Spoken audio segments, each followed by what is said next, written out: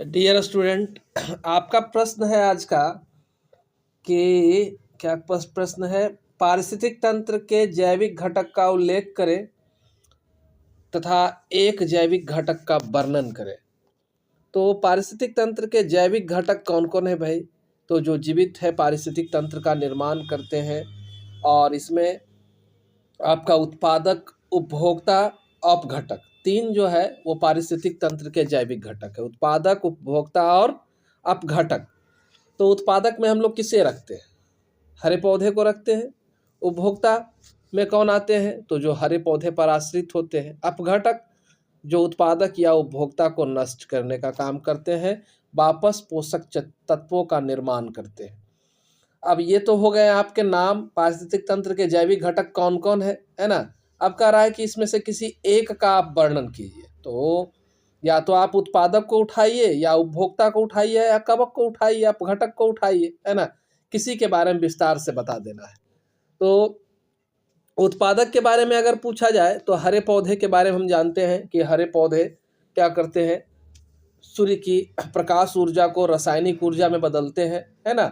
और क्या करते हैं, तो पृथ्वी पर ऊर्जा उत्पन्न करते हैं जिससे जीवधारी जीवित रह पाते हैं।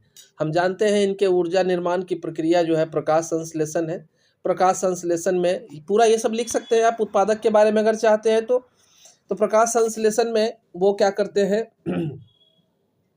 कार्बन डाइऑक्साइड, जल, सूर्य प्रकाश की सहायता से वो स्टार्च, है ना, का निर्माण करते हैं, जिसका उपयोग जो है दूसरे जंतु करते हैं। अब यहाँ पर उपभोक्ता को हम विस्तार से कर दिए हैं, है ना, इसी को लिख लीजिए।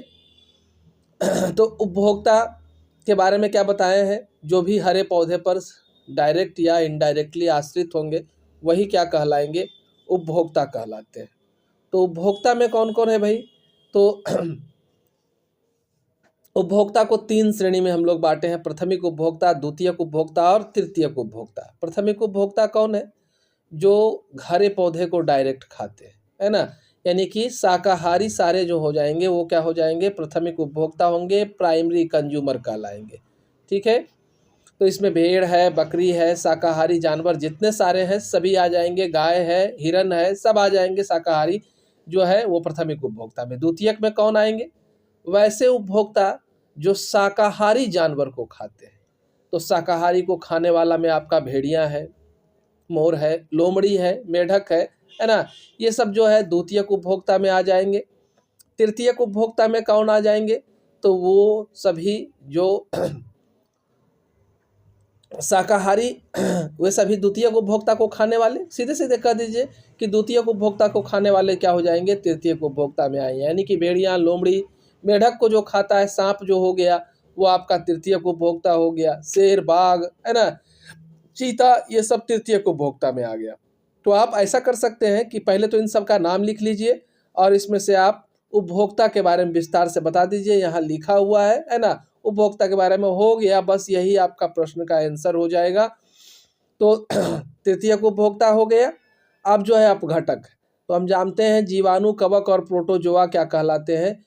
अपघटक कहलाते हैं।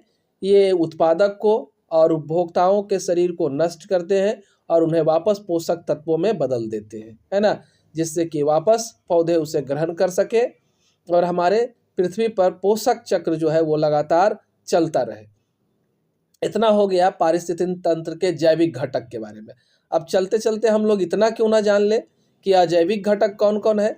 तो भाई वायुमंडल के सभी चीज, आपका गैस, प्रकाश, है ना, वर्षा, नमी, आर्द्रता, पहाड़, मिट्टी, तापमान, पीएच मिट्टी का, जलवायु, सभी किस में आ जाएगा? आपका अजैविक घटक में आ जाएगा।